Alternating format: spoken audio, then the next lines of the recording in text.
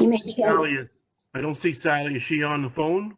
She is, yes. Okay. You want to do a roll call to make sure everybody's here? We can see all participants at this point, Mr. Warden, so we're okay to proceed. Okay, good. Okay, good morning, everybody. We'll call the meeting to order. First order of business is disclosure of pecuniary interest and general nature thereof. Seeing none, the minutes from May 12th. Is there any errors or omissions? Seeing none, can I have a mover and seconder of the minutes, please? Purcell. Moved by Purcell, seconded. Bob. All in favor? Deputy Warden McPhail. Yes. Councillor Purcell. Yes. Councillor Martin. Yes.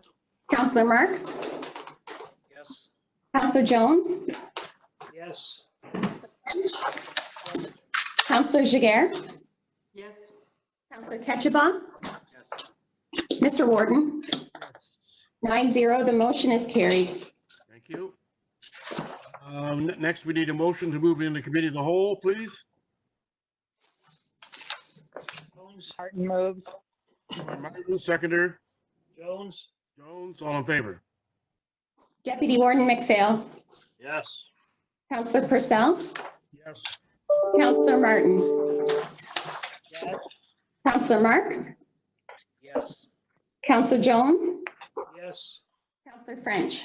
Councillor Jaguar. Yes. Councillor Ketchabah. Yes. Mr. Warden. Yes. 9-0, the motion is carried. Thank you. The next is the warden's activity report. And I must emphasize that I think Julie wrote out about 40 thank you letters, or maybe it was Caroline. At any rate, as you can see that the number of contributions, whether it be personal protective equipment or pizza or flowers, or you have it, that members from our community have come to the plate and have given this to either the hospital or the long-term care homes or the county itself, and for the frontline workers. And I'm very proud to be a member of this council that has such a compassionate group in their county. So I think we really should, if you see any of these people, say thank you, because they really come to the plate. So that's my report, and I certainly want to emphasize that. Was there any questions on my activity report? None. We need to receive and file. Yes. Mover and seconder, please. Jaguar, I'll move. Moved by Jaguar, seconder. McPhail. Second by McPhail. All in favor? Deputy Warden McPhail.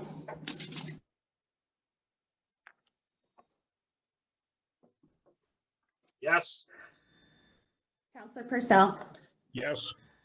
Councillor Martin. Yes. Councillor Marks.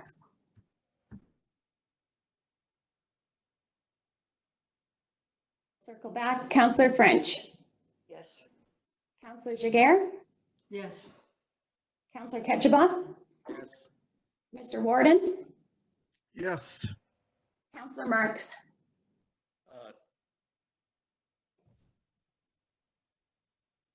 Yes, can you hear me?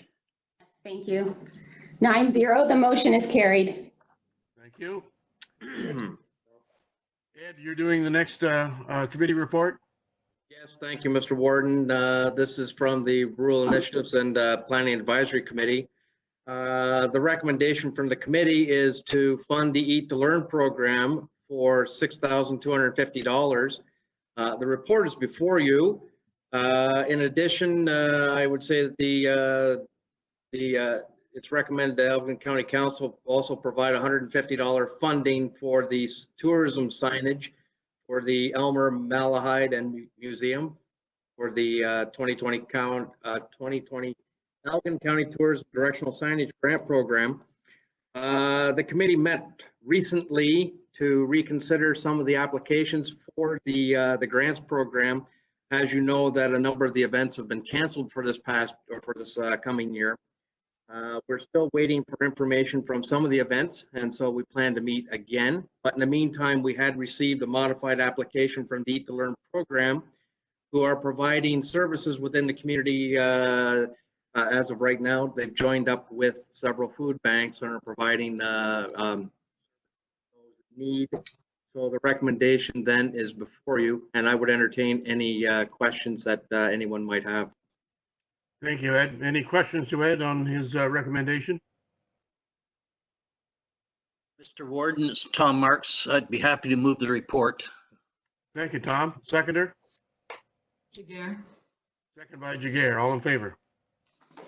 Deputy Warden McPhail. Yes. Councillor Purcell. Yes. Councillor Martin. Yes. Councillor Marks. Yes. Councillor Jones. Yes. Councillor French. Yes. Councillor Jiguer. Yes. Councillor Ketchabah. Yes. Mr. Warden. Yes. 9-0, the motion is carried. Thank you. Jeff, are you there? Are you doing the next one? I'm here. Thank you, Mr. Warden. Go ahead, Jeff. Good morning, Mr. Warden and the rest of Elgin County Council. As part of the Kettle Creek Conservation Authority Elgin County agreement to deliver the tree commissioner and weed inspector services, the tree commissioner is required to provide a quarterly statistics report on activities for both the tree commissioning related to the bylaw and weed inspector activities. For the past number of years, quarterly reports have not been provided, and an annual report has been presented to County Council, usually late November, December, or January. It is important to note that Council did not receive a summary of 2019 activities at the end of 2019. Moving forward, regular quarterly reports will be provided to Council in a timely fashion to ensure compliance with that agreement between the Conservation Authority and Elgin County. Moving into the statistics part of the report, for tracking purposes for tree commissioning and weed inspecting, it has historically been from November 1st to October 31st. That period of time in 2019, a total of 97 applications to harvest were submitted. This number is down from 114 in 2018 and follows a general trend of the last number of years. Applications were filed by municipality. Most of them are roughly consistent with previous years, aside from Malahide, which is down significantly from 2018. Total volume of wood harvested was consistent with 2018 as well, and as was the volume, or sorry, the area harvested in acres. Did receive 3 applications for woodlands clearing over the 2019 year. 2 of them were approved. The third one was denied by Council for that 0.3 hectare clearing in the municipality of West Elgin. As typical in any given year, there are a number of circumstances where trees were cleared by landowners without their first required permit or authorization. Fortunately, all of these situations were considered minor and were resolved at staff level. Discussions are ongoing with non-compliance with the court-ordered reforestation order from charges that were laid in 2015. With regard to weeds, a total of 11 complaints were received over the 2019 season. No weed destruction orders were issued in 2019. I'm finding that most people, when I approach them about having noxious weeds on their property, are more than willing to comply with destroying them without being required to write a weed destruction order.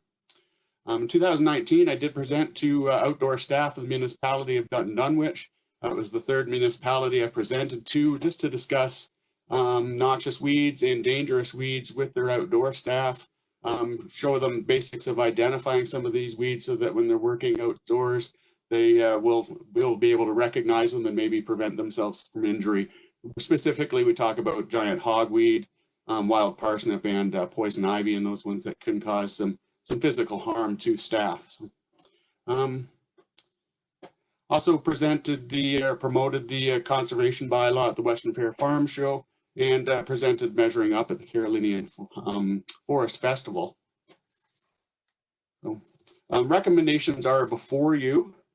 I'm willing to answer any questions. Thank you, Jeff, for your report. Questions for Jeff on his annual report? Warden, it's Dominique. Go ahead, Dominic. Through you to Jeff, thank you for your report. One suggestion, I know there was a partial report provided at the last meeting in the last package, which I thought also had some valuable information that didn't make it in this version of the report. So my suggestion would be to just merge the content. I think there was a section on industry news that is valuable. So that would be my recommendation. Okay.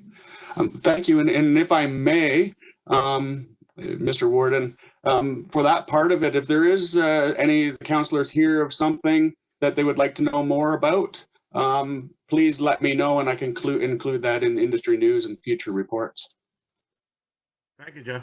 Any other questions for Jeff? Sally Martin would like to ask. Go ahead, Sally. Yes, we had mentioned that we would be looking at the tree conservation bylaw because we felt some of the areas needed strengthening. And I just wondered if there has been any thought given as to when that would occur or who will be looking at it. Go ahead, Jeff. I'm sorry. Sorry, I might be having technical difficulties. I only heard part of that. It was the tree conservation bylaw. We said that it was not like it needed strengthening in certain areas because of the concerns we've been having. So we were going to set up a committee, I think, to re-examine it and to see about areas that needed strengthening. This was agreed to a few months ago, so I just wondered what's happening. No. From my end, nothing has been initiated as of yet, but it's something that I can definitely look forward and discuss with Julie in the upcoming months and bring a report forward.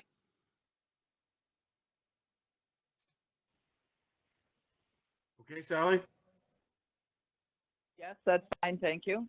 Okay. Any other questions for Jeff?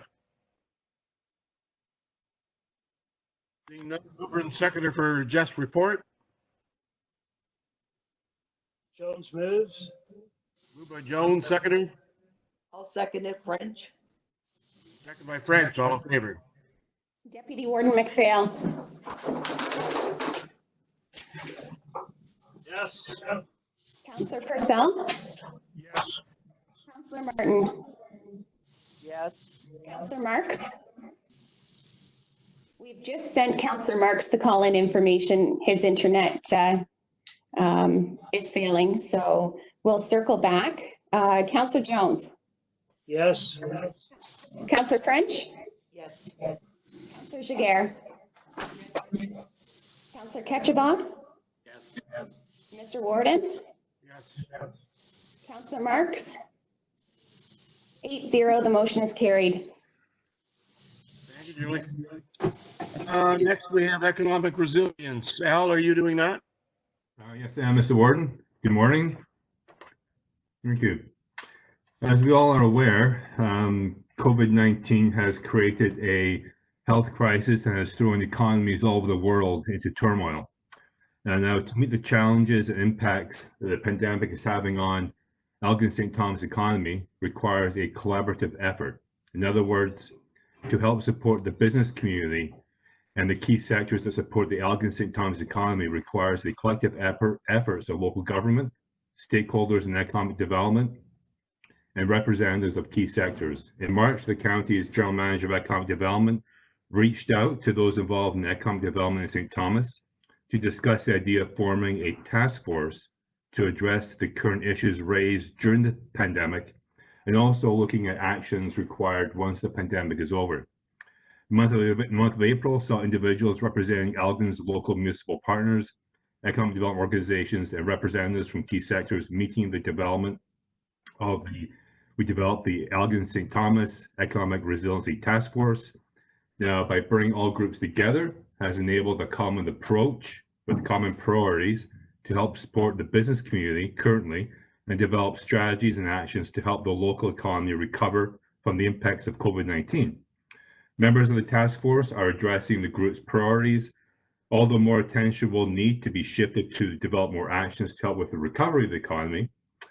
Several of the actions of the task force are based on the results of undertaking an environmental scan through 2 surveys. and the cumulative results from the Western Wardens.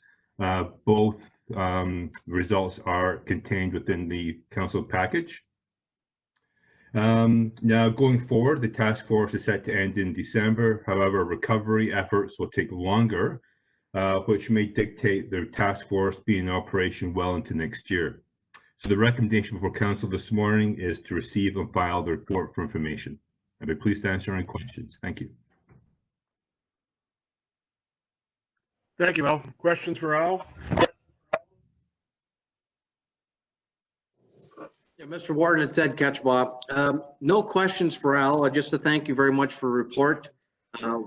It's, I think, a timely thing to undertake. Just as a general observation in BAM, it's interesting to note that a lot of these local businesses that have been opened throughout the pandemic, the local grocery store, the lumberyard and hardware store, even DeVita Gardens, they've had an unprecedented level of activity. In other words, it's quite busy locally. So whether it's happening across Elgin communities or not, I don't know. But these businesses down here are actually seeming a bit of a boon because people aren't traveling to the larger centers to do their purchases. So just an observation. And I'd be willing to move the report. Okay. Any other questions for Al? I do have one question, Al. I was a little surprised when it came to support from the federal government on businesses and responded to the applications. Can you enlighten me on that? Yes, Mr. Warden, we were also surprised at the uptake of businesses with the federal programs. That might be just a lack of awareness. I have been in contact with the Small Business Enterprise Center, and who are also increasing their promotion of those programs. Yeah, it was surprising, but we are doing more outreach to the business community and informing them of what is out there. So some businesses just didn't know. Maybe a bit surprising given all the media, but still, it's also indicative for us to reach out to the business community, which we are doing, so they are aware of those programs. But yes, we were also surprised at those numbers.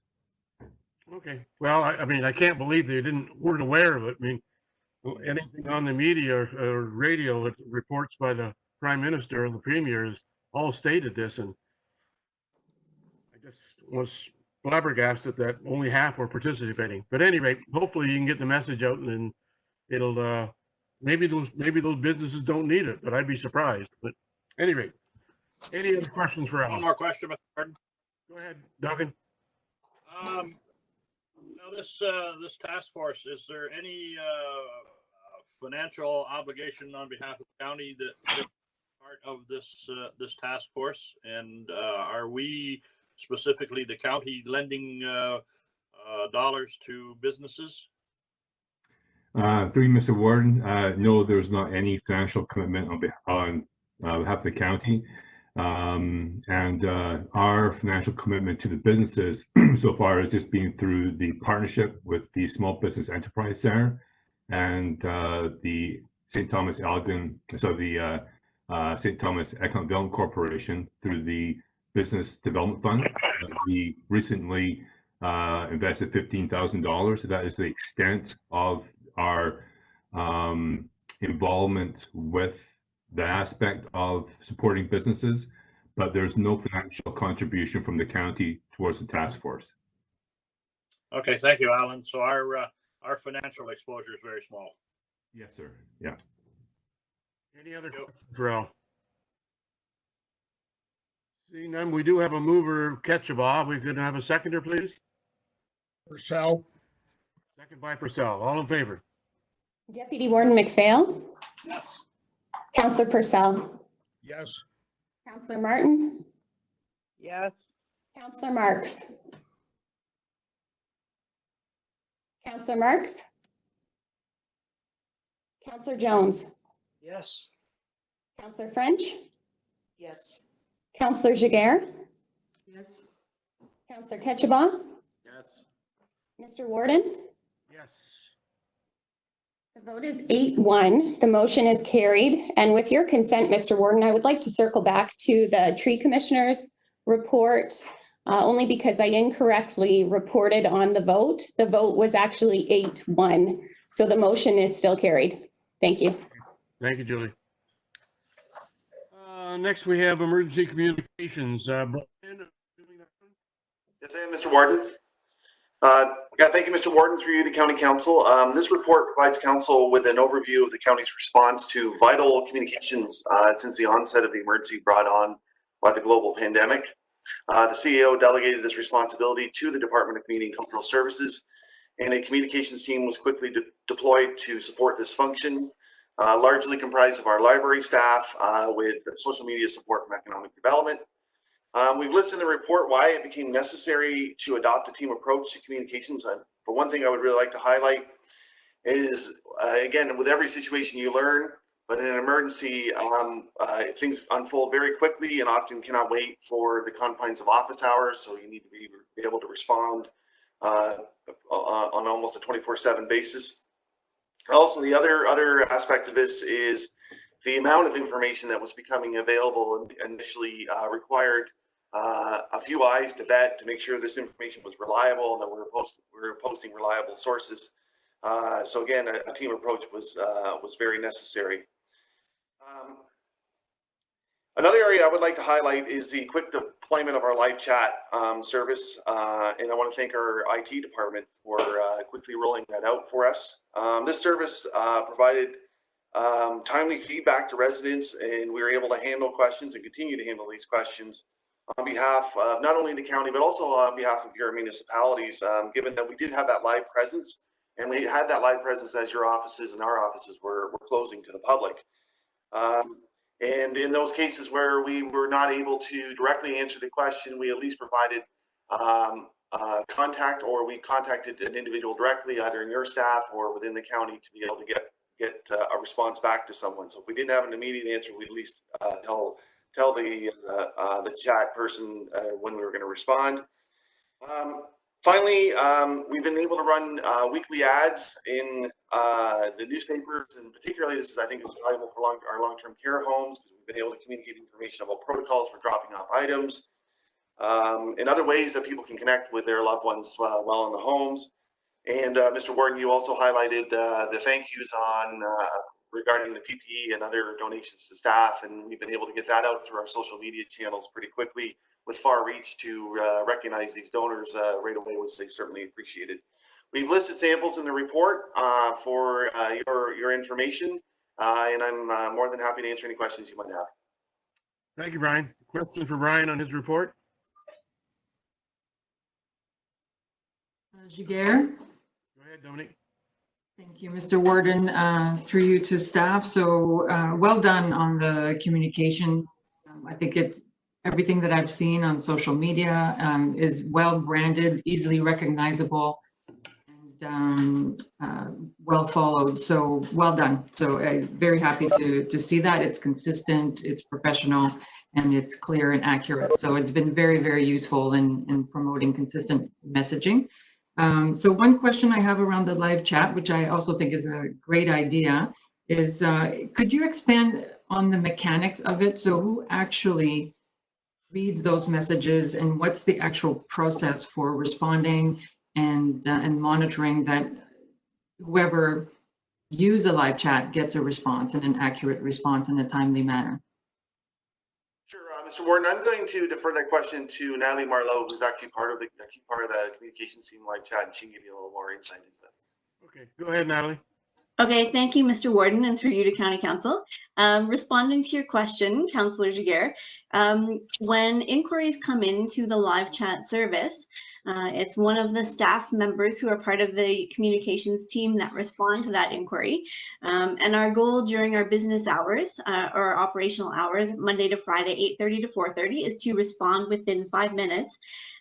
So when the inquiry comes in, the staff person assesses the question and the type of question, and if that particular question, the answer is you're able to find it online via community information, or if the information is available with a bit of research, and staff were able to find authoritative and credible information on that question, then staff will respond with web information or contact information.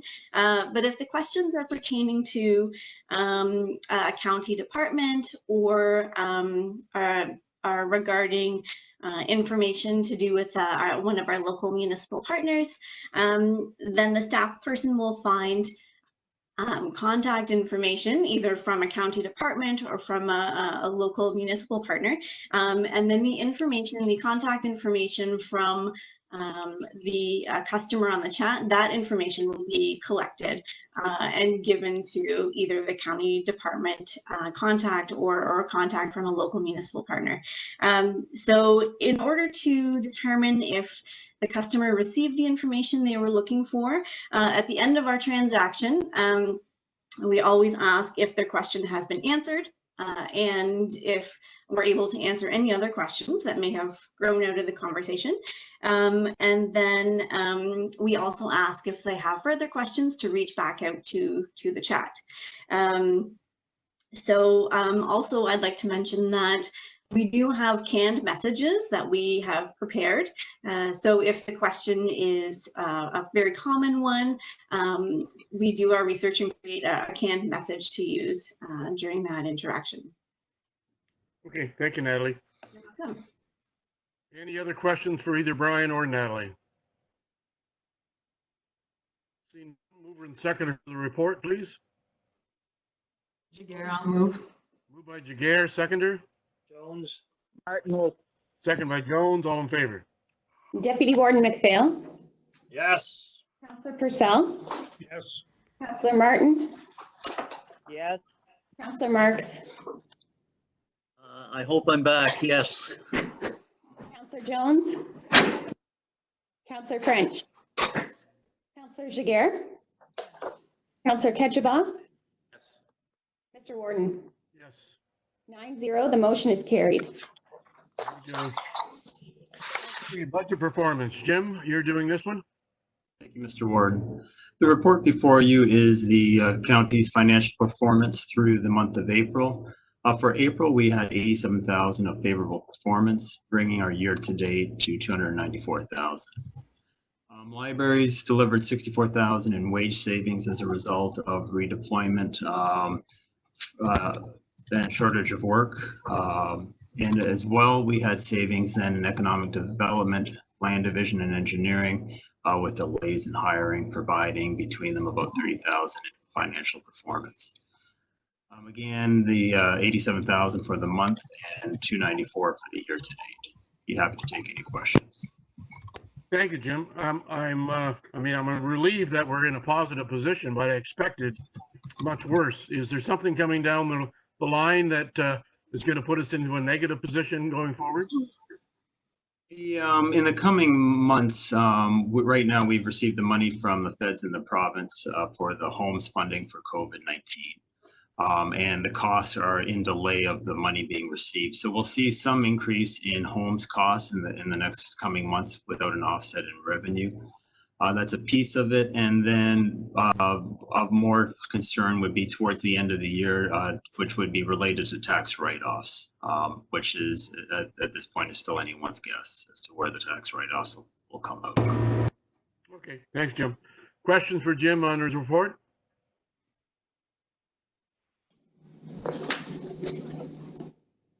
Seeing none, mover and seconder, receive and file, please.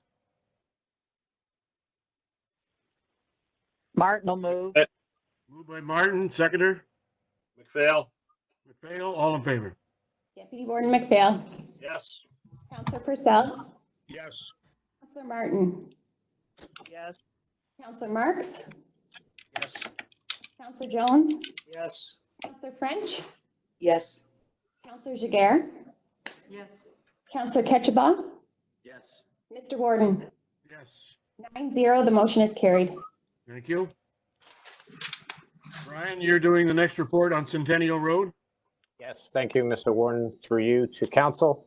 This report presented for information provides details of an ongoing online public information center in light of the pandemic that presents background information, provides an evaluation of alternatives, and identifies a technical preferred alternative for intersection improvements in support of the Centennial Elm Schedule B Municipal Class Environmental Assessment currently underway, led by BT Engineering.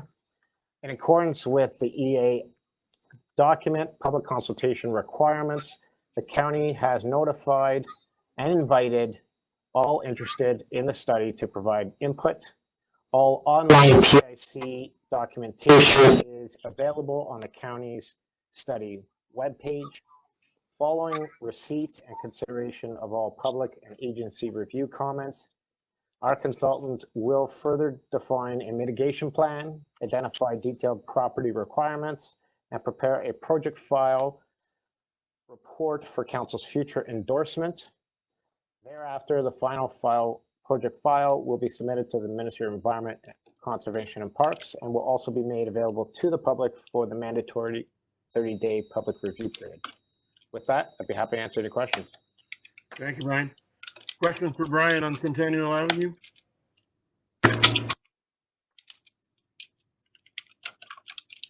Sally would like to ask you a question. Go ahead, Sally. I was concerned, Brian, do these household owners that are going to be affected, have they been notified or surveyed, or do we know how they feel about this? Through Mr. Warren to Councillor Martin, yes, the team, including myself and BT Engineering staff, did have connected with each of the affected property owners as illustrated in the diagrams, and have had conversations, as well as have delivered the exhibits for their information, and are remain ongoing communication with respect to addressing any comments that they might be submitting to us. Thank you. Mr. Warden, Grant. Go ahead, Grant. Through you to Brian. With regards to the turning radiuses, I noticed that the preferred is I guess the medium size as far as is that roadway, is that going to be sufficient enough for transports and farm equipment to get around, navigate? Through Mr. Warren, through to Councillor Jones, certainly we've had significant discussions with BT Engineering, and have assured that all vehicles will be able to make that turn. There is transversable components to that roundabout that allow those vehicles to make those turns, including agricultural machinery of all sizes. Thank you. Any other questions for Brian? Yeah, I have one, Mr. Warden. Go ahead, Duncan. As you've been going through this process, are you feeling that you're getting a response that big enough that warrants a project of this type? Are you getting a lot of responses? Are you getting a few responses? Certainly trying to get in the COVID-19 environment that we live in. Not everybody picks up on things like this, and I'm just wondering, is it something that we should be considering that we go and rent one of those big yellow signs and put it on the corner of the affected area, letting people know that they do have an opportunity to comment on this project? Through Mr. Warren, through to Councillor McPhail, certainly if in the absence of this pandemic, we would have been obligated to hold typically a 2 or 3 hour public information center, whereby all invited and those that received registered letters of invitation would have shown up. In light of the pandemic, what we've chosen to do is extend the period with which public information documentation is available to the public. The response to date has been actually terrific. All those within the immediate intersection, for the most part, have provided comment, or we're currently addressing their inquiries. And at this point in time, I think it's safe to say that the majority are in support of the proposed solution.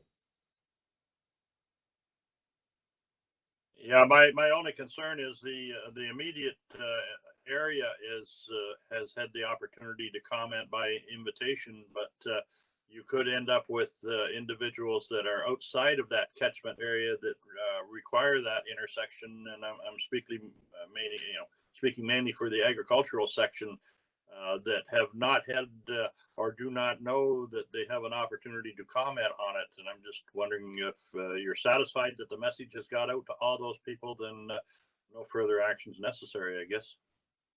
Yeah, we can certainly consider, and the cost would be relatively minimal to consider having a sign posted there, temporary sign posted there. We can certainly look at that and assist in getting the message out. I'll also note that we've had publications in both the St. Thomas Times Journal as well as the Almer Express publications, over 2 editions, also in an effort to get that message out. So great suggestion, leave it with me, and again, you may see something there in the very near future, right away.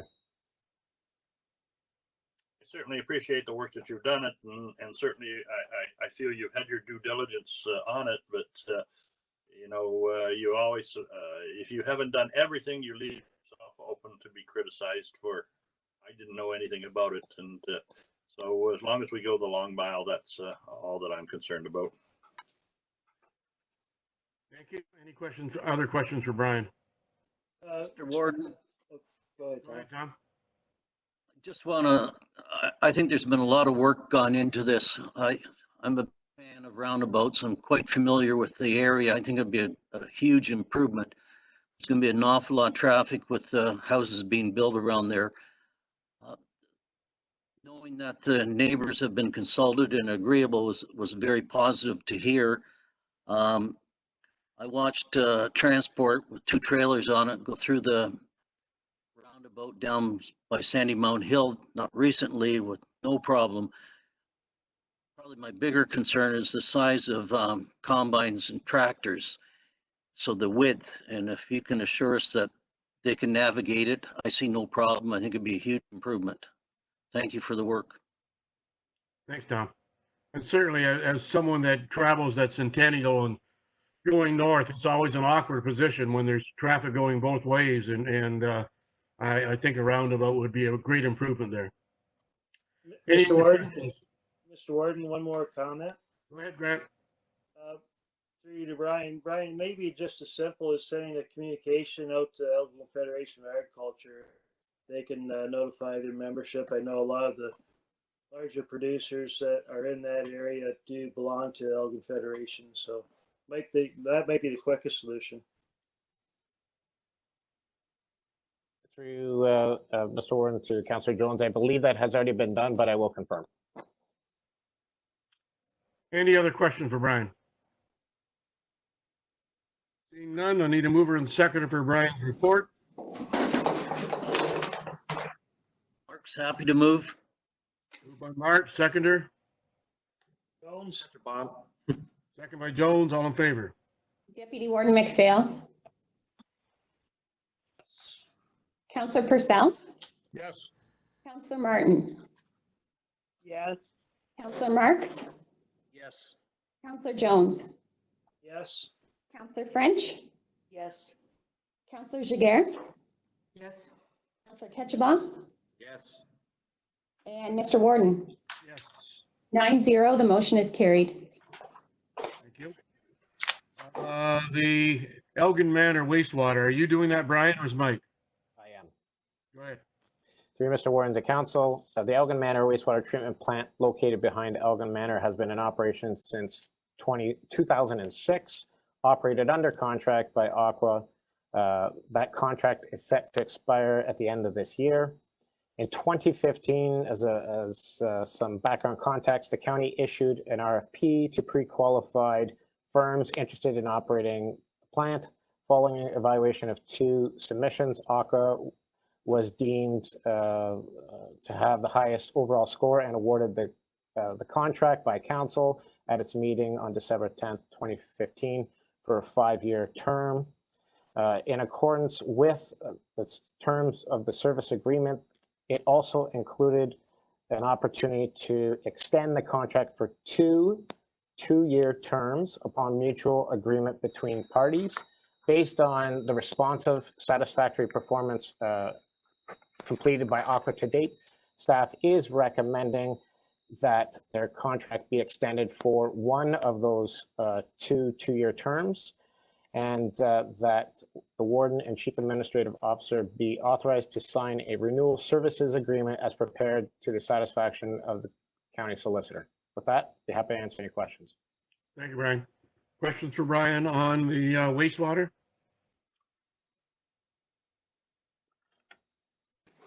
Mover and seconder for the report, please. Purcell.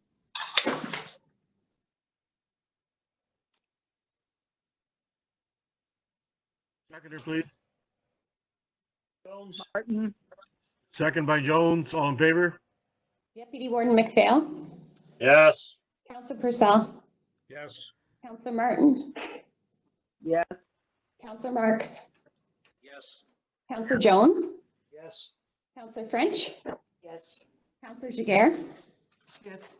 Councillor Ketchabah. Yes. Mr. Warden. Yes. 9-0, the motion is carried. Thank you. Brian, you're doing the culvert slipping and the replacement? I am.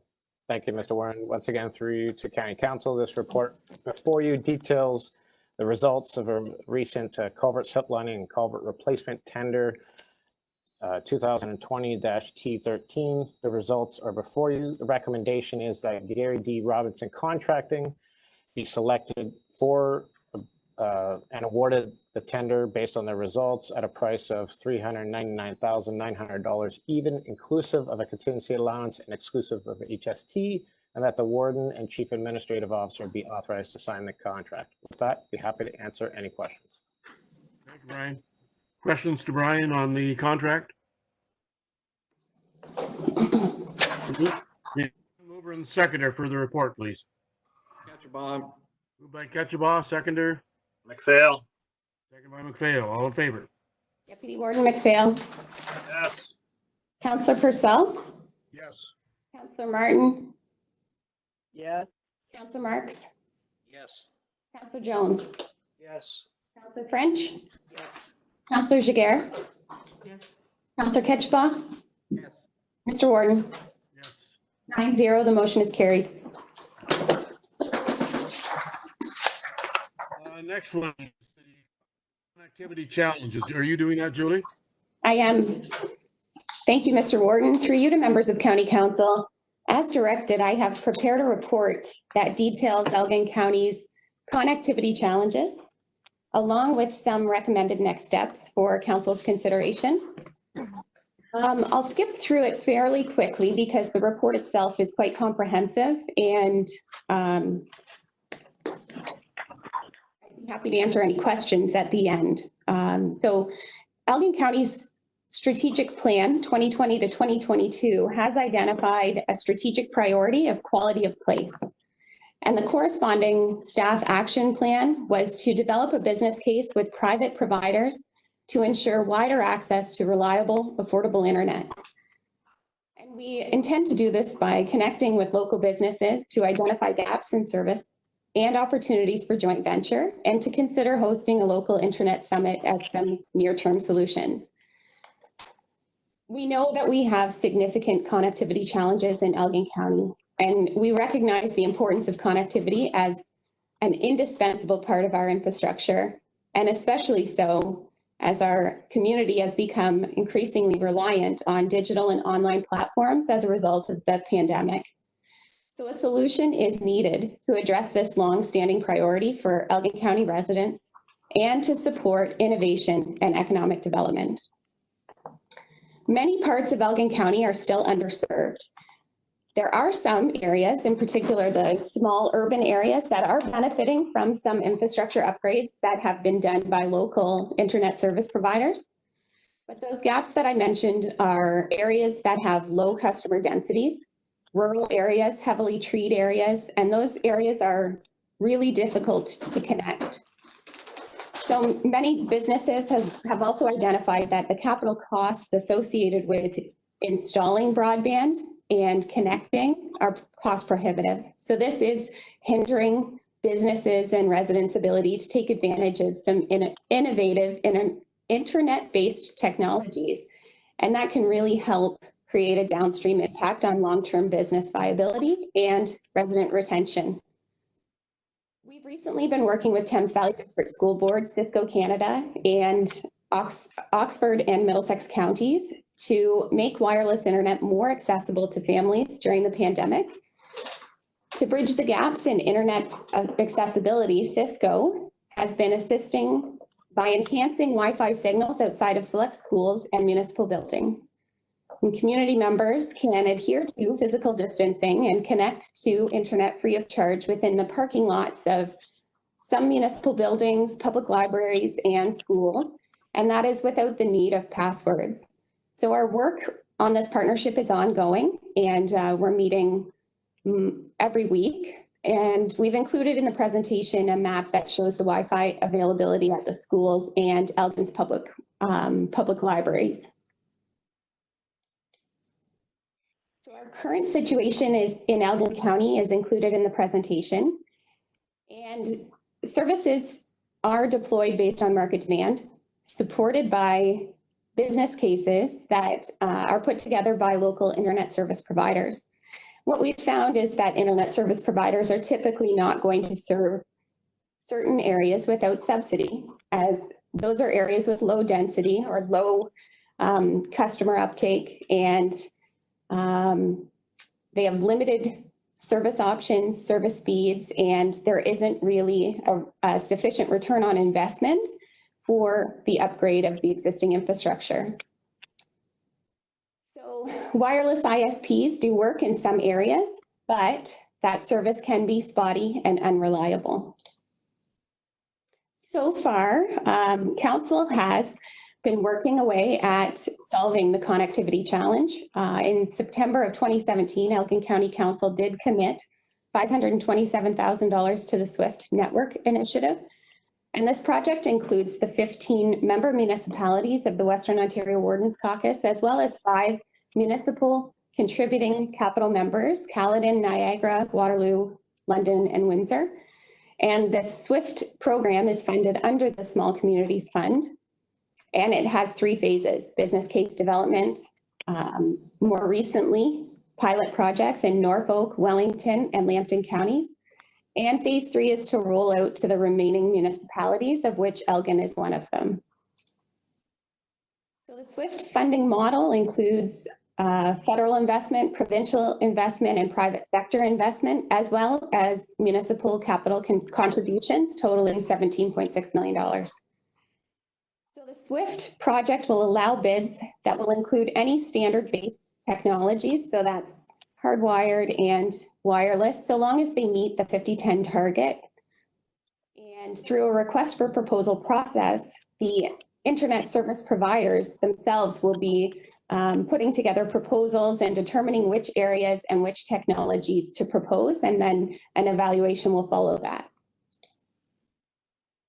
There were some initial SWIFT issues and startup delays, and those have been corrected.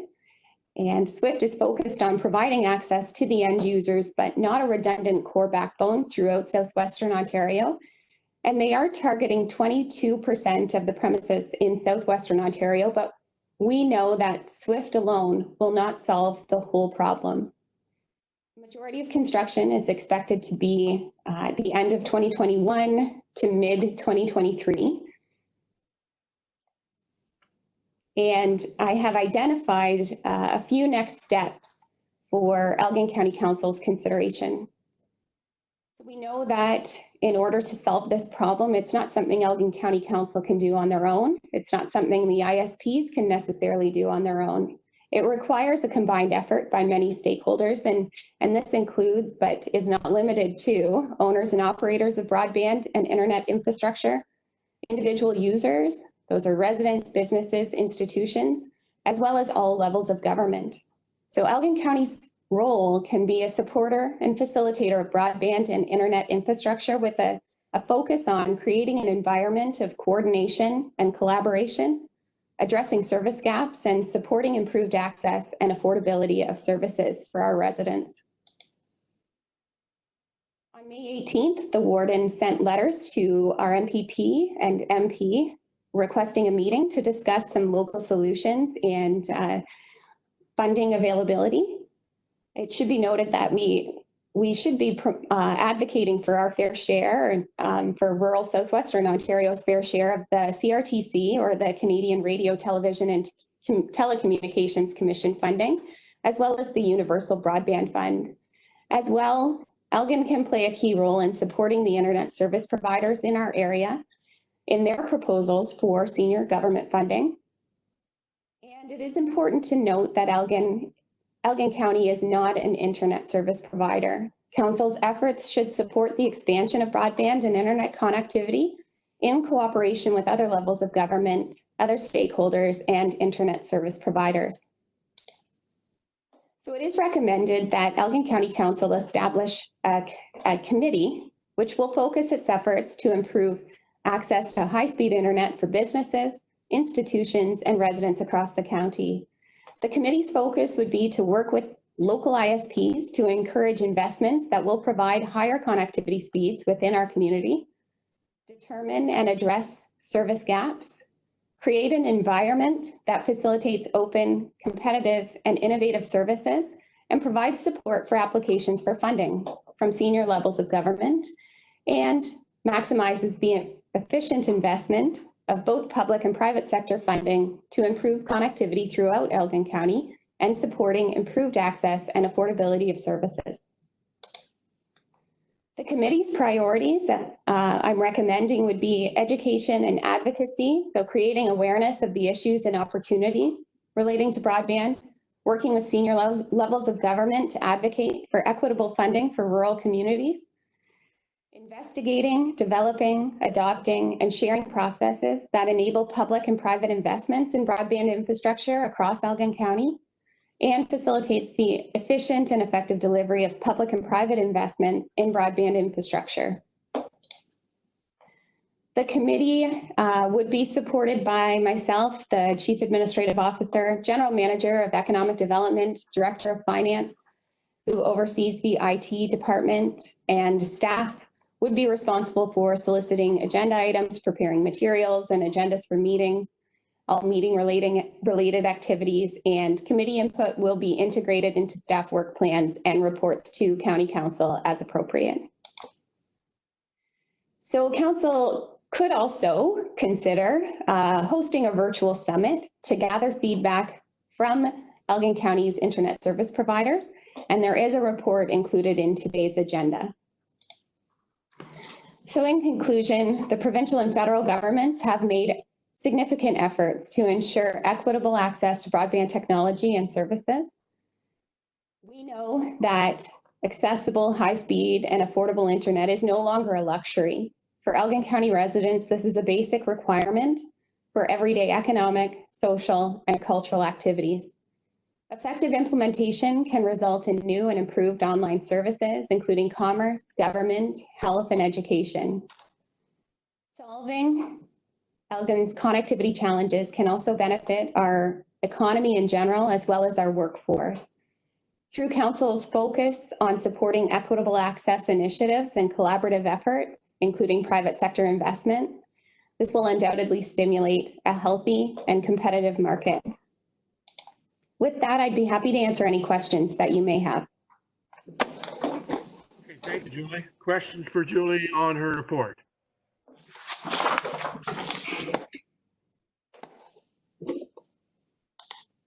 Yes, Mr. Warden, it's Ed Ketchwat. Julie, thank you very much for the report. I note that you've, the staff support that you're listing to support this particular connectivity committee. But I'm wondering, is there any value to having a direct involvement from Elgin's IT department? You've got the director of finance as a director, of course, but what about someone directly from Elgin's IT who speaks the language? Certainly. Traditionally, the Directors would be the direct support for the committee, and other levels of staff are resources, but we could certainly put the manager of IT as a key resource for this committee. That's a great suggestion. Any other questions or comments? Mr. Warden, it's Dominique. Just a comment. I strongly support some action, some dedicated, coordinated action towards this. It's long overdue. It's a kind of infrastructure that unfortunately is invisible, and unlike paved roads and other infrastructure that people are quick to be willing to fix, this needs action. And like I said, it is overdue, and I fully support doing the advocacy and education that will be required and coordinating efforts. It's time. Okay, thank you. Any other questions for Julie? Mr. Warden, Sally? Go ahead, Sally. I'm just curious, one of the concerns that I have experienced, and I know a lot of farms are back long lanes, so and often surrounded by trees, which makes the wireless one very difficult, and it certainly makes the the cable one as well difficult, because most of the companies will not put things back long lanes. I wonder if we could advocate for some of the fiber ones being forced to also supply to people back long lanes. We have a lot of farms that would be in that position, and a lot of farmers who do need the high-speed internet.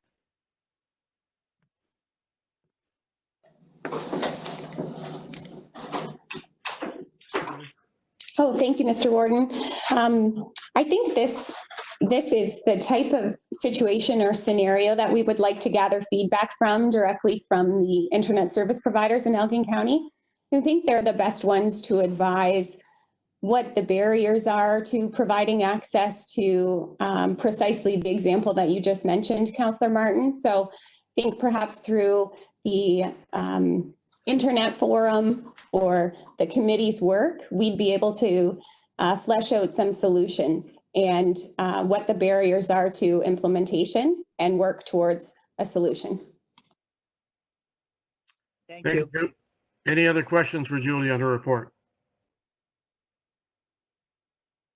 See none, mover and second to receive and file, please. Purcell. Moved by Purcell, seconder. By Jaguar, all in favor. Deputy Warden McPhail. Yes. Councillor Purcell. Yes. Councillor Martin. Yes. Councillor Marks. Yes. Councillor Jones. Yes. Councillor French. We'll come back. Councillor Ketchabah. Yes. Councillor Jaguar. Yes. Okay. And Mr. Warden. Yes. And Councillor French. 8-1, motion is carried. Thank you. Okay, terms of reference, you're doing that again, Julie? Yes, thank you, Mr. Warden. Through you to members of County Council. So the purpose of this report is to explore County Council's interest in establishing 2 new committees. One would be an environmental committee and one would be a connectivity committee. And it's important to mention that as an alternative to council committees, council may wish to say that these are better suited as staff committees, let's say. So the environmental committee is one example of that. So I have included 2 sets of terms of reference for the environmental committee and for the connectivity committee. And these were included in your report for discussion purposes. I'm hoping to gather feedback from County Council with respect to how you would like these committees to take shape and who you envision to be members on those committees.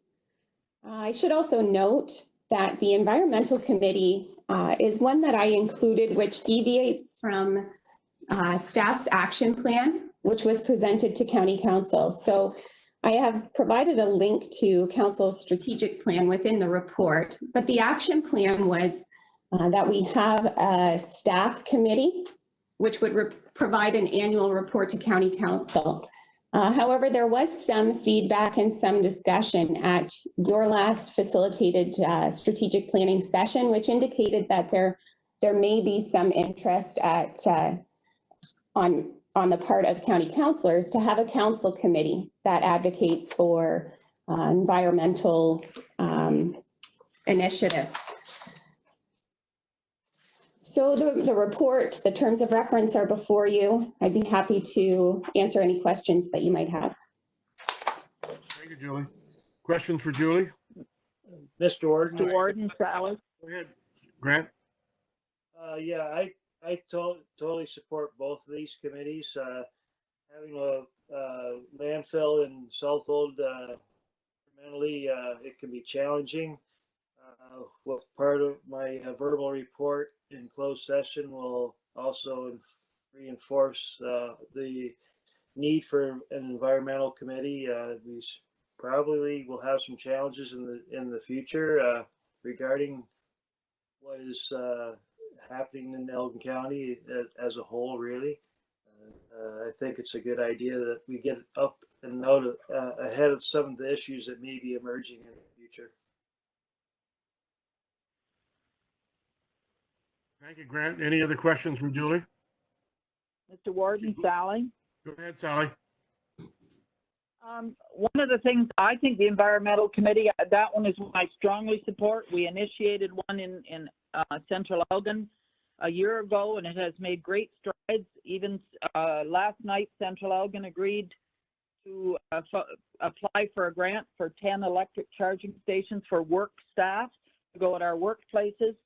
I would like to see some county, I like the idea of citizens who are experts, et cetera, being on it, but I also think it would be helpful to have the 2 county council members on it. It's something I would very much enjoy serving on. It's something I think is vital, and I agree with Grant. There's not just the landfill, but we've got a lot of cannabis stuff coming in, and that's another area we're going to need to be looking at. Okay, thank you, Sally. Other questions for Julie or comments? It's Bob Purcell. Just for clarification, I advocate that these be committees of staff with representation from both the public and members of county council. Having said that, the biggest reason is county councilors come and go. All of these 2 areas are going to be constant for a long period of time and very significant going forward. So we would have proper continuation of the ideas and the process and everything else going on that way. I may be wrong, but I think the Terrace Lodge Committee is an example of that. You know, there's a major project that is basically run by staff, but the Terrace Lodge Committee of Council certainly has influence and certainly aren't shy and certainly can get their point across. So I advocate that we go the route where this is run by staff. It's part of county work, but that county council is actively involved. Thank you, Bob. Any other questions or comments? Mr. Warden, it's Dominique.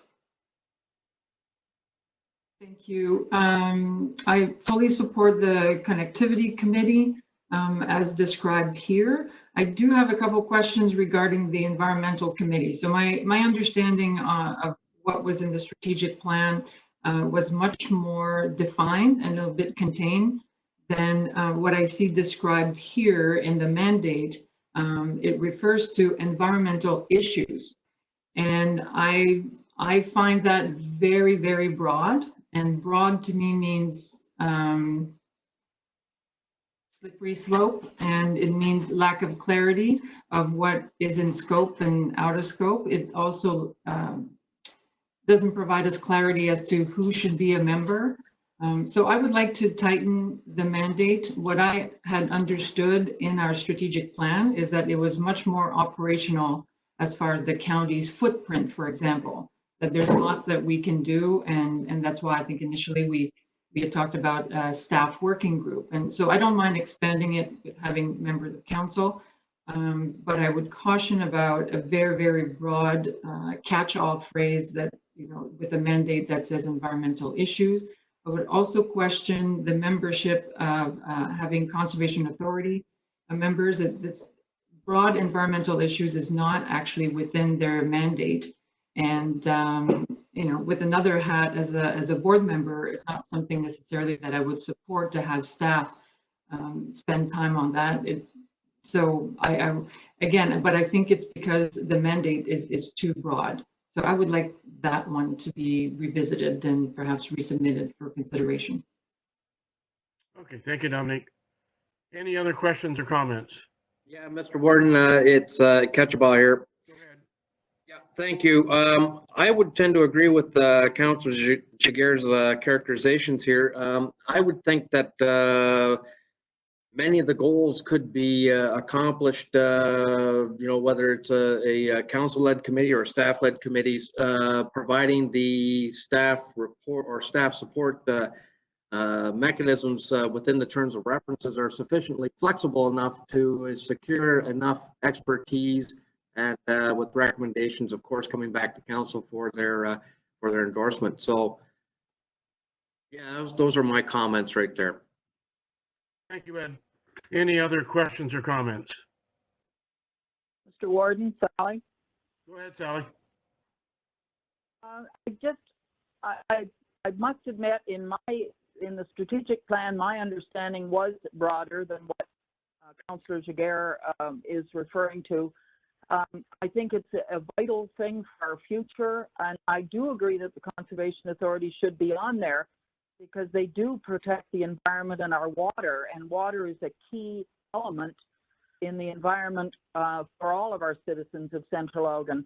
And each of our councils have to consider, you know, water concerns as well, such as water table levels, etc. And the conservation authorities are well positioned to be doing that because that is part of their mandate. So I'm just, you know, those are my concerns anyway, and my feelings. Okay, thank you, Sally. Any other questions or comments? Yes, just on the Internet Committee, Mr. Warden. Yeah, Duncan. Question for Julie. As I read through your report, certainly it's a good first step, but I don't see anywhere in there where there's any recognition of the lower tiers. Certainly in West Up, we have a number of things that we have in the works here, but I don't see anything specific where the lower tier is involved in the county's plan. And I'm just wondering, is that something that needs to be considered, or what are your thoughts? Certainly. So the preliminary first steps that I've indicated or recommended to council would just be to establish a committee. And then that committee, I would hope, further refines the list of priorities for the committee's work, which would undoubtedly involve all of our municipal partners in some way. So I endeavored not to overprescribe for the purposes of discussion and feedback from council today. So I think that's a valuable feedback that I think the committee could prioritize. Thank you for that, Julie. I knew you'd probably have had a thought about it at some point in time, but I just noticed that it was missing from your report. But your explanation makes sense. Okay, thank you, Duncan. Any other questions for Julie? What I'm hearing is that there's support for the connectivity committee, and I think we need to redefine on the environmental committee. But the connectivity, I think we need to set that up as soon as possible. The RFP for the SWIFT is out already, and so that committee should be started very shortly. So I would suggest to County Council, if you are interested in being on that committee specifically, that you forward your name to Julie, and then we will make a decision on which members of council will be on that committee. So for the balance, I think obviously we need some more fine tuning, but for this report, all we need to do is receive and file, and Julie will come back with another report. But I do emphasize that if you're interested in the connectivity committee, put your name forward.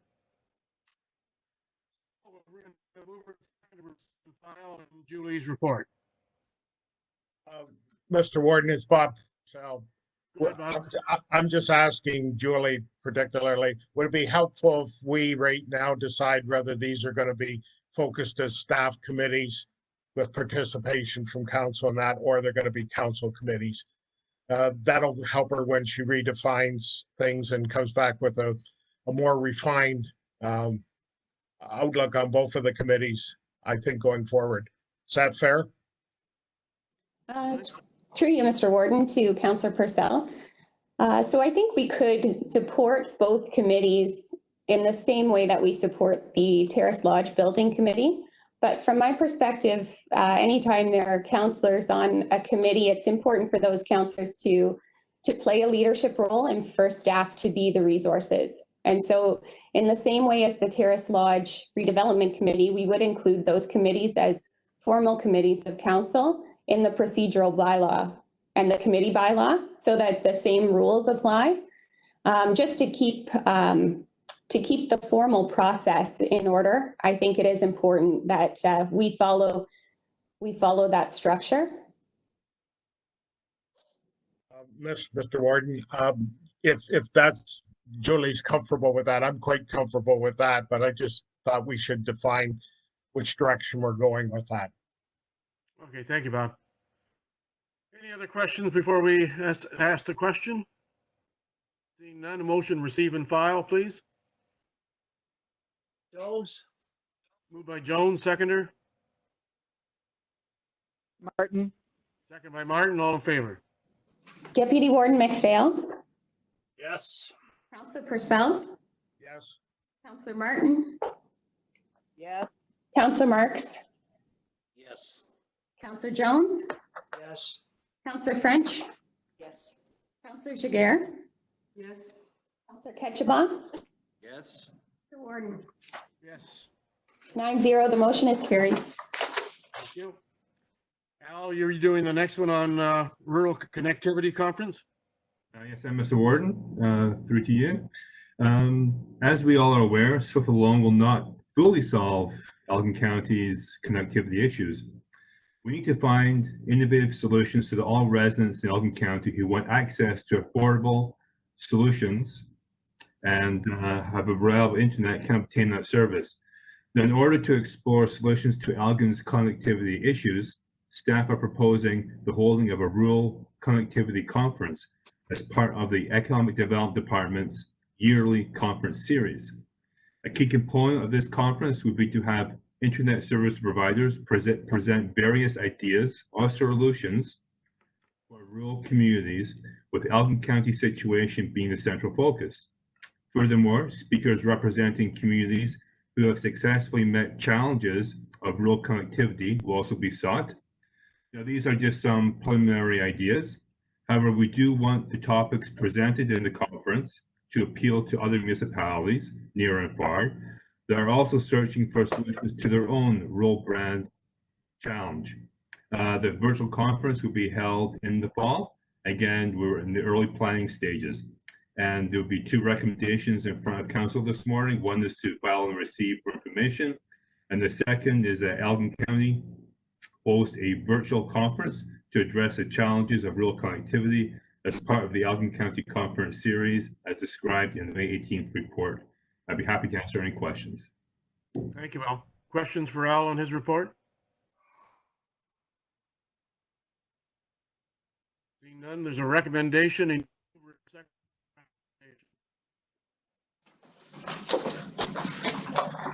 Again, I'll move.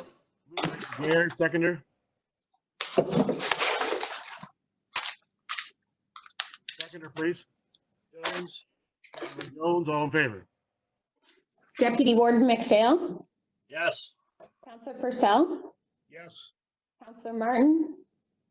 Yes. Councillor Marks. Yes. Councillor Jones. Yes. Councillor French. Yes. Councillor Jiguer. Yes. Councillor Ketchabah. Yes. And Mr. Warden? Yes. 9-0, the motion is carried. Thank you. Julie, you're doing the next one on electronic meeting prevention? Thank you, Mr. Warden. I'll make it quick. This report focuses on the continued importance of being able to have virtual meetings in a post-pandemic society. In light of the pandemic, many municipalities were expected to adopt a virtual format for the majority of their meetings, and to minimize travel, gathering of large crowds, adhering to physical distancing.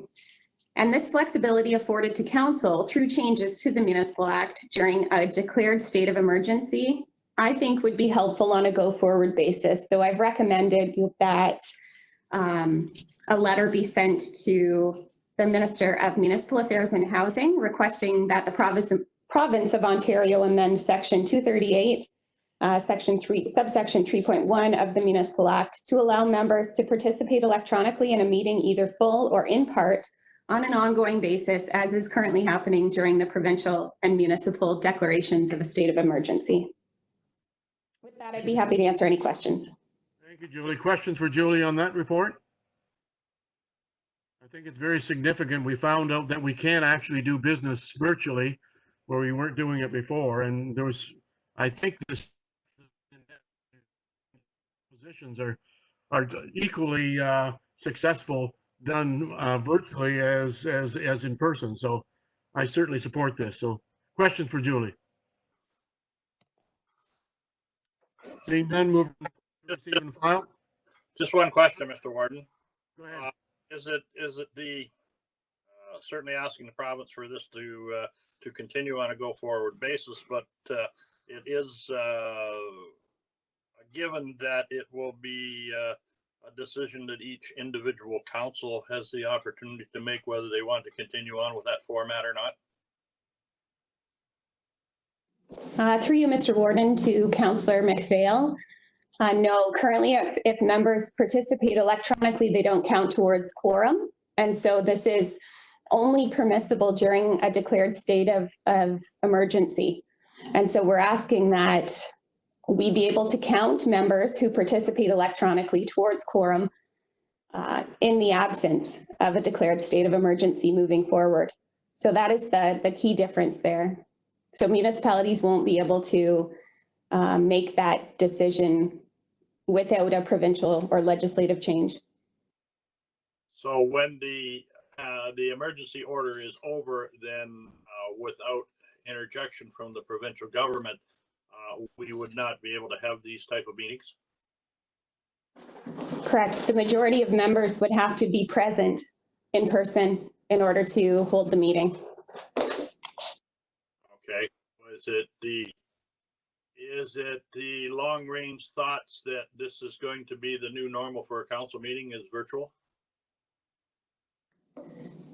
Through you, Mr. Warden, I'm not sure that will be the case, but we certainly like the flexibility that it would afford in the case of inclement weather or other instances where you may be able to call a meeting and avoid travel in a shorter time frame than trying to arrange a meeting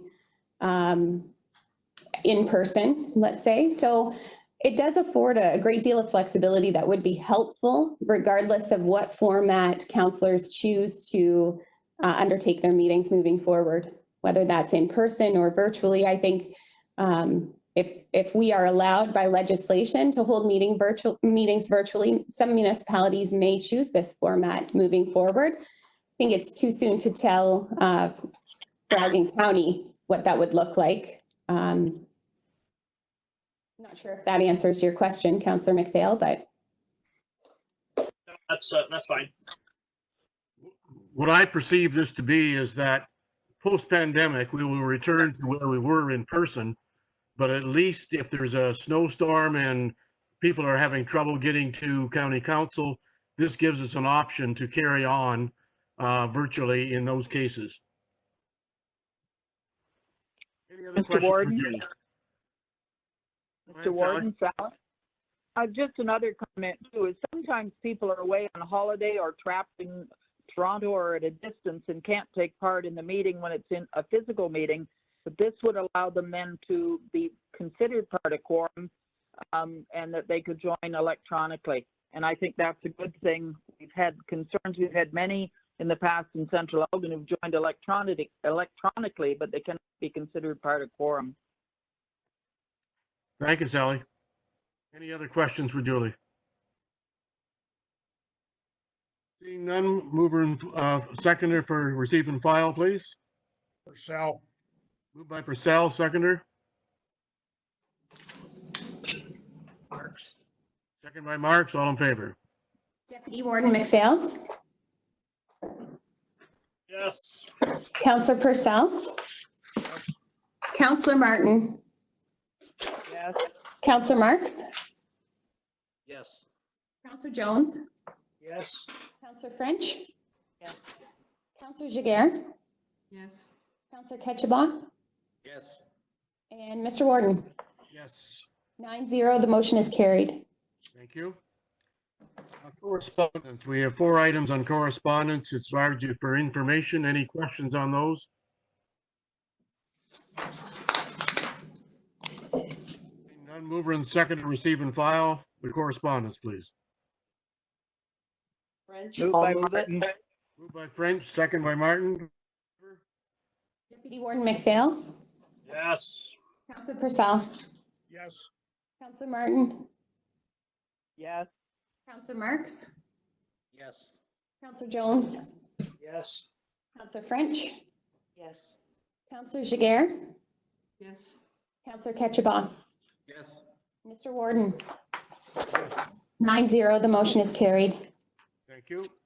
Now we need a mover and second session under 239-2, a personal matter.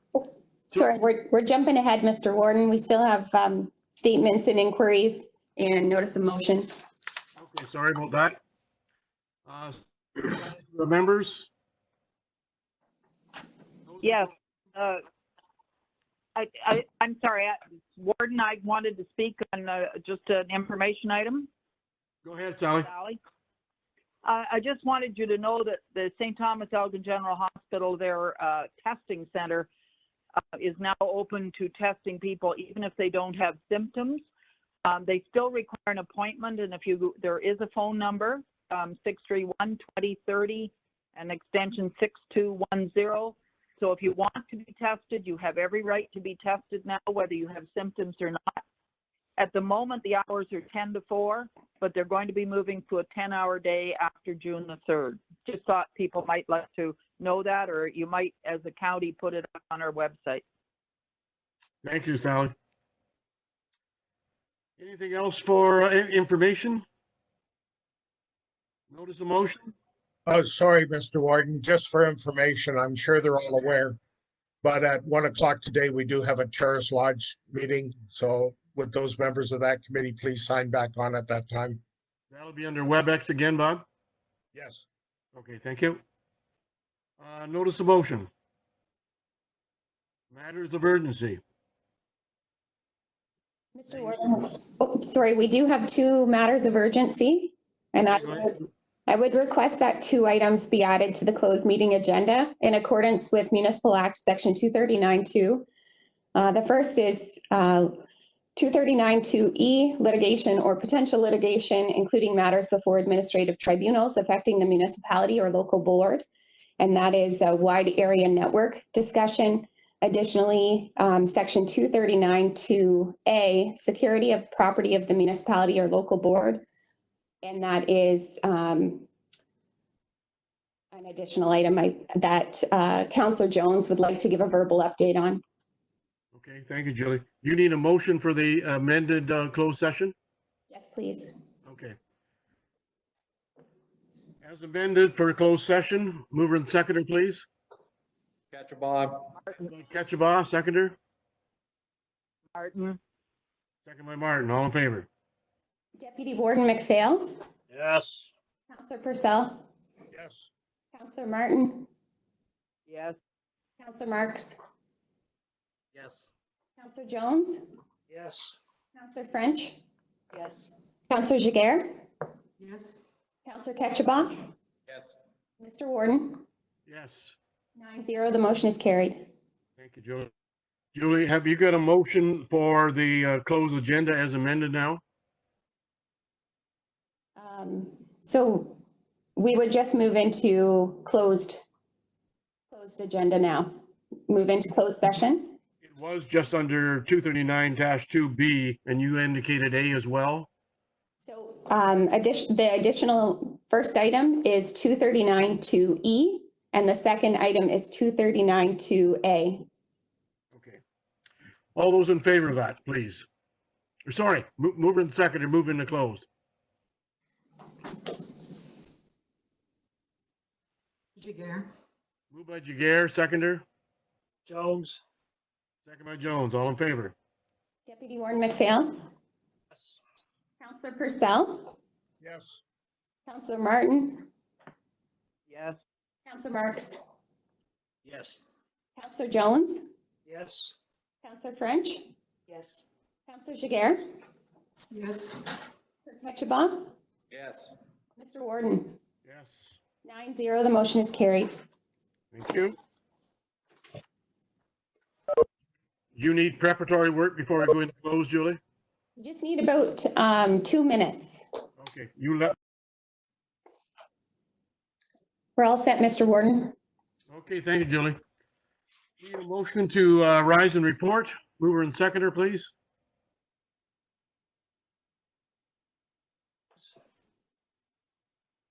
Mover and seconder. I'll move it. Moved by Purcell, seconder. French. Second by French. All in favor? Deputy Warden McPhail. Yes. Councillor Purcell. Yes. Councillor Martin. Yes. Councillor Marks. Yes. Councillor Jones. Yes. Councillor French. Yes. Councillor Jiguer. Yes. Councillor Ketchabah. Yes. Mr. Warden. Yes. 9-0, the motion is carried. Thank you, Julie. Reports from closed meeting. For in-camera item number 1, that be it resolved that staff proceed as directed. Mover and seconder, please.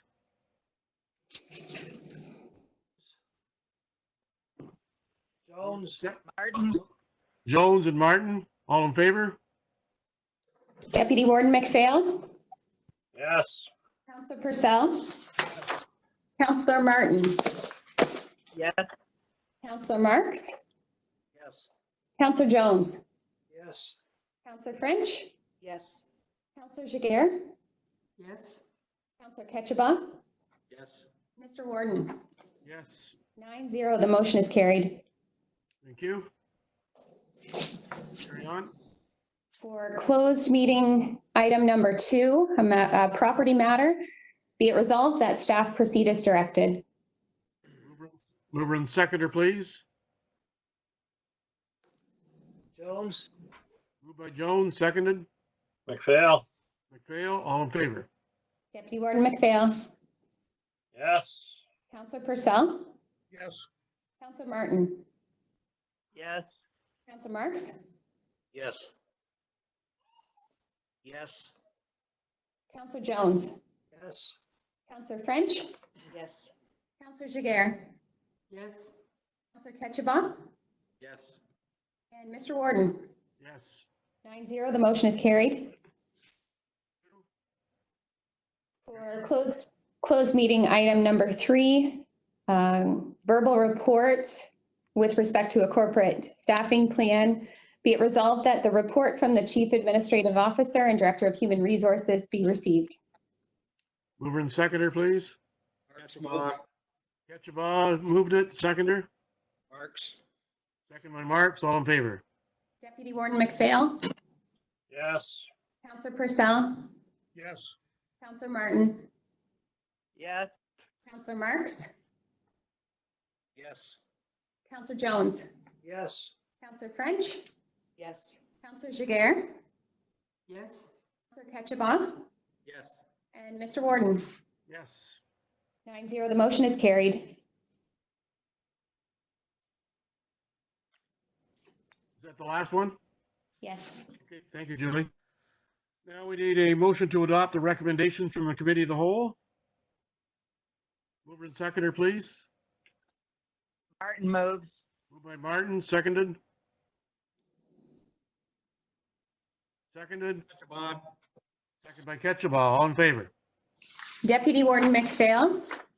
Yes. Councillor Purcell. Yes. Councillor Martin. Yes. Councillor Marks. Yes. Councillor Jones. Yes. Councillor French. Yes. Councillor Jiguer. Yes. Councillor Ketchabah. Yes. Mr. Warden. Yes. 9-0, the motion is carried. Thank you. Bylaws. Be it a first, second, and third read of bylaw 20-26, being a bylaw to confirm proceedings of the Municipal Council of the Corporation of the County of Elgin at the May 26, 2020 meeting. Thank you. Mover and seconder, please. Jones. Moved by Jones, seconder. French. French, second. All in favor? Deputy Warden McPhail. Yes. Councillor Purcell. Yes. Councillor Martin. Yes. Councillor Marks. Yes. Councillor Jones. Yes. Councillor French. Yes. Councillor Jiguer. Yes. Councillor Ketchabah. Yes. Mr. Warden. Yes. 9-0, the motion is carried. Thank you. Any other bylaws, Julie? Nope, that's all, Mr. Warden. Okay. Anything else to discuss before we adjourn? Seeing none. Okay, mover and seconder for adjournment, please. Purcell. Moved by Purcell, seconder. Marks. Second by Marks. All in favor? Deputy Warden McPhail. Yes. Councillor Purcell. Yes. Councillor Martin. Yes. Councillor Marks. Yes. Councillor Jones. Yes. Councillor French. Yes. Councillor Jiguer. Yes. Councillor Ketchabah. Yes. Mr. Warden. Yes. 9-0, the motion is carried. Just a reminder of our 1 o'clock meeting for Terrace Lodge Committee.